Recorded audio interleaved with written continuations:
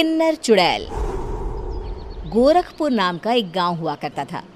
उस गांव में ज्यादा लोग नहीं रहते थे। उस गांव में एक गर्भवती विधवा औरत रहती थी। उस औरत का नाम कमला था। कमला अपने घर में अकेली रहती थी। उसके पति की सारी जायदाद उसके नाम हो गई थी, पर सभी गांव वाले उस औरत को मनहूस औरत समझा करते थे और सभी उससे नफरत किया करते थे। एक बार कमला राशन की दुकान पर खाने का सामान खरीदने जाती है। भैया जी, जरा 1 किलो दाल चावल देना। अरे हाय हाय हाय हाय हाय हाय! अरे मनहूस औरत, मेरी दुकान में अपशुगन करवाने आ गई क्या?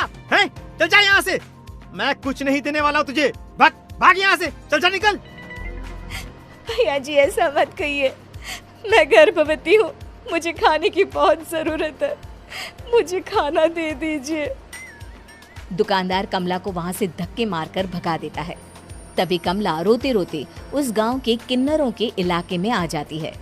गांव वाले किन्नरों को उसी इलाके में रखा करते थे, क्योंकि वो लोग किन्नरों को पसंद नहीं करते थे और उनके इलाके में रहने से मना करते थे।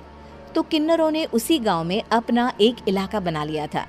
जब किन्नर लोग देखते हैं कि एक गर्भवती महिला रोते रोते उनके इलाके में आ गई है, तो सारे किन्नर कमला के पास जाकर उसका हाल पूछने लगते हैं। क्या हुआ बहन, तुम्हारी गर्भवती अवस्था में इतनी बुरी हालत कैसे? तुम रो क्यों रही हो? तुम डरो मत, हम तुम्हें कोई नुकसान नहीं पहुंचाएंगे। तुम शांत होकर सब बताओ कि हुआ क्या है। मैं कमला हूँ, मैं गांव के दूसरे इलाके से आई हूँ। 2 महीने पहले ही मेरे पति की मौत हुई है। मुझे गांव के लोग मनहूस मानते हैं, क्योंकि मैं विधवा हूँ और गर्भवती भी। वहाँ के लोग मुझे खाने के लिए कुछ बेचने के लिए भी तैयार नहीं, जिससे मेरा गुजारा नहीं हो रहा था।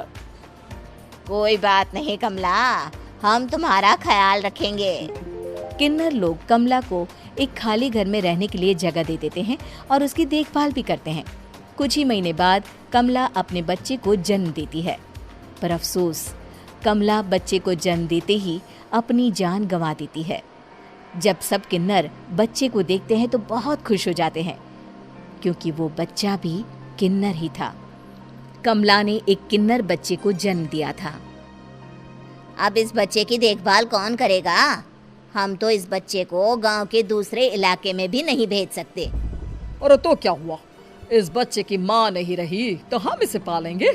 अब ये हमारे इलाके में रहेगा, हमारे साथ रहेगा।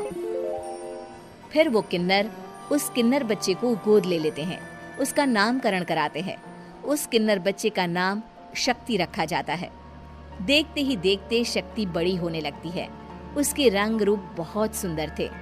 वो बहुत सुंदर किन्नर दिखती है। एक दिन शक्ति एक किन्नर से पूछती है, माँ जी सुनिए ना, ये गांव के दूसरे इलाके में भी तो लोग रहते हैं, तो हम वहाँ क्यों नहीं जाते? हम उनसे अलग क्यों रहते हैं? शक्ति, क्योंकि वो लोग हमारे जैसे नहीं, वो लोग हमें पसंद नहीं करते, इसीलिए हम उनसे अलग रहते हैं। क्यों? वो हमें क्यों पसंद नहीं करते? मुझे एक बार उस इलाके में जाना है, मैं एक बार वहाँ जाकर घूम कर आऊं।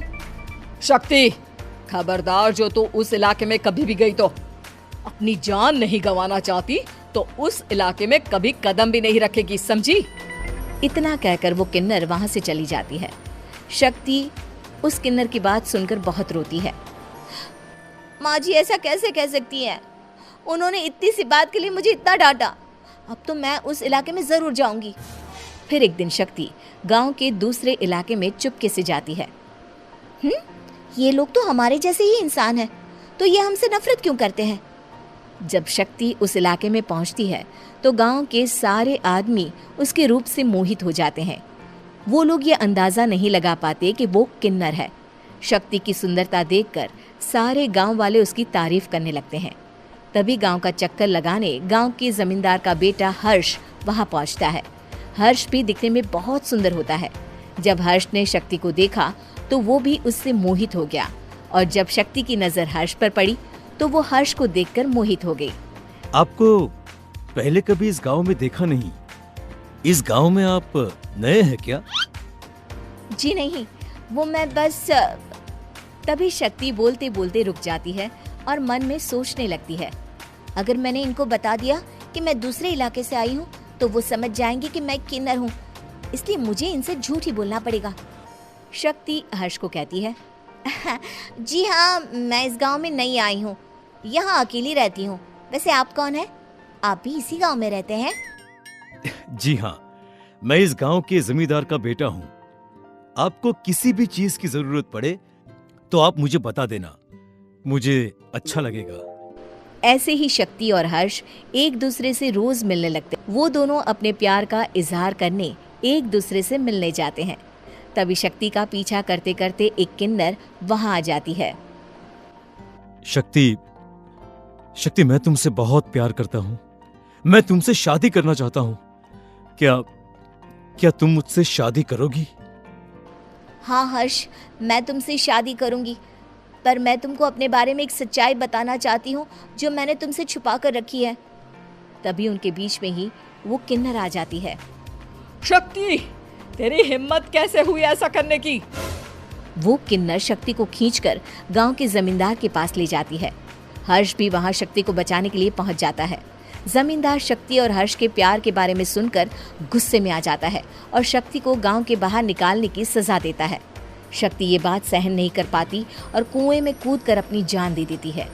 जमींदार हर्ष की शादी गांव की एक लड़की से करवा देता है, पर हर्ष इस शादी से खुश नहीं होता।